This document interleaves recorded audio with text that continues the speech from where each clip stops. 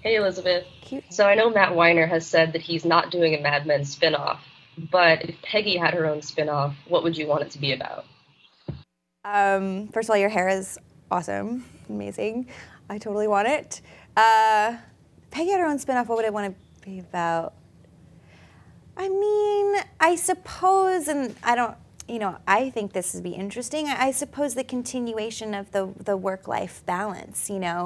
I think that I find that fascinating for men and women, and I think that that's something that's so identifiable and something that people can really can't quite figure out, and I think that the idea of a woman being successful and in love and trying to balance those two, I think is very interesting.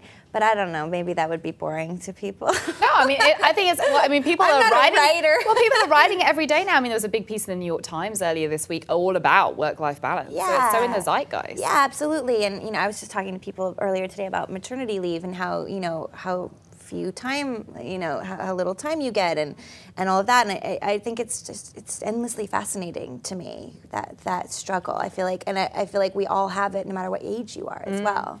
Yeah, no, I think that's absolutely true. And particularly, I mean, in this country, it just always makes me just roll my eyes when there's no paid maternity leave, and No paternity paid leave is maternity. practically like a myth, an urban And it's like myth. weeks or something, which is like insane.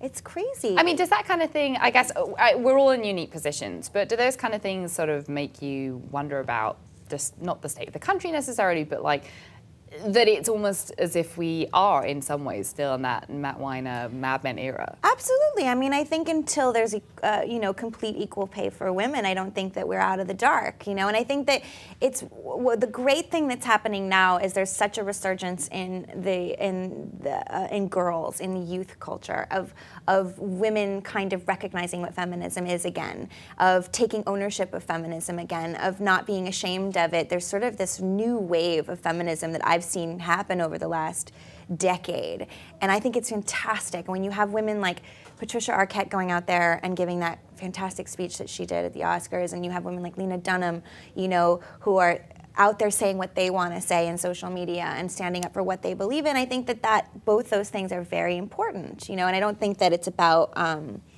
I think everyone finds their own path in feminism, and I think that it's important to kind of, whether it's through your art form or whether it's through social media, whatever it is, I think it's important to keep talking about it. Did you have that kind of path? I mean, what was your own path to feminism or feeling comfortable with that? I was almost one of Peggy's. It was very accidental in a way. Like, I think when I was sort of growing up, I mean, I'm 33, but like when I was kind of coming of age in my 20s, we weren't quite there yet as far as feminism being something that is so now something to be proud of.